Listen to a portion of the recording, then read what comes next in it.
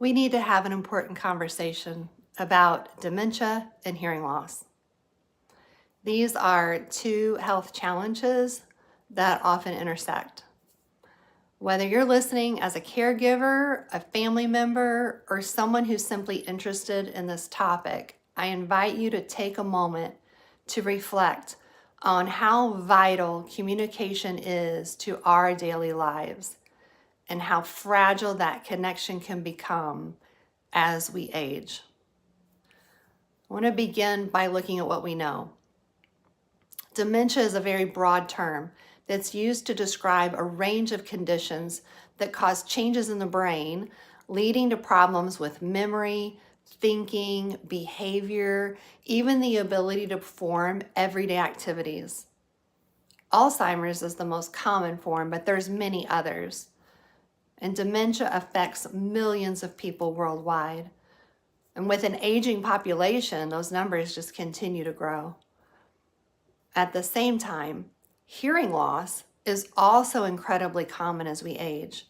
In fact, age-related hearing loss, which is called presbycusis, affects approximately 1 in 3 people over the age of 65. It often comes on very gradually, and because of the slow progression, it can sometimes go unnoticed for years. And it's usually someone like a companion, maybe a spouse, that notices the hearing loss first, and they kind of nudge you with their elbow and say, hey, there may be an issue going on. But let's get back to dementia and hearing loss. What's less well known is the connection between these two conditions. Research over the past decade has revealed that there's a strong link between hearing loss and the risk of developing dementia. Several studies suggest that even a mild hearing loss can double your risk of cognitive decline. With more severe hearing loss, that risk increases significantly. But why is this the case? Scientists believe that there's multiple factors at play. One theory is that when we struggle to hear, our brains have to work harder to decode that sound and the speech. It's an extra load on the brain that can take important resources away from other brain functions like memory and thinking. So over time, that strain may contribute to cognitive decline.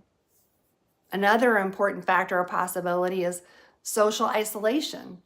Hearing loss often leads to people who withdraw from conversations. They withdraw from social activities. They even withdraw from family gatherings. They'll just rather stay home than try to deal with it. This isolation in itself is a known risk factor for dementia. Staying socially engaged is essential for keeping our minds active and healthy. It's important to note that hearing loss doesn't cause dementia directly. It's considered a modifiable risk factor. It is something that we can address to potentially reduce the likelihood of cognitive decline. That's really encouraging news. So what can we do?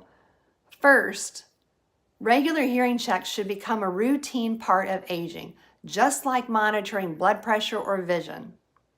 Remember this phrase, ears and rears. When it's time for your colonoscopy, it's also time to start annual hearing testing. Ears and rears.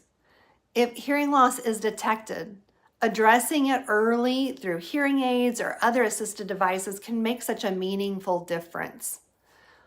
For those who are already living with dementia, unrecognized hearing loss can complicate communication even further.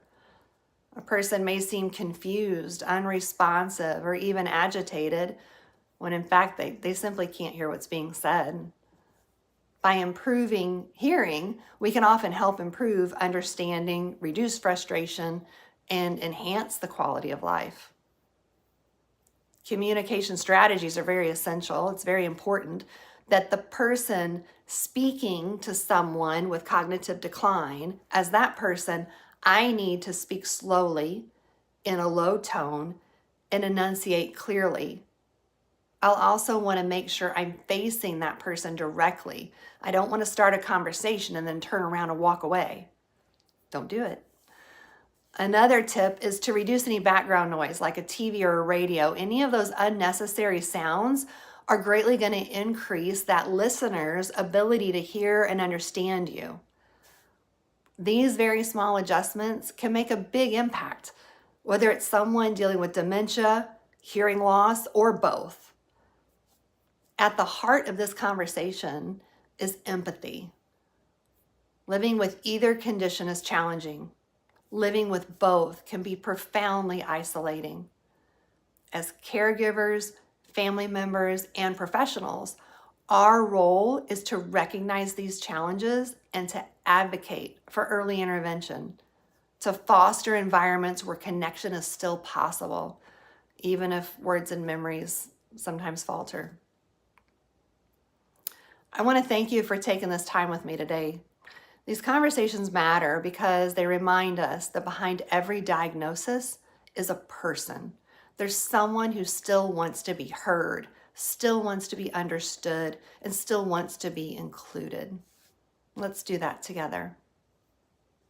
For more information, go to hearingcarepartners.com, where we listen so you can hear.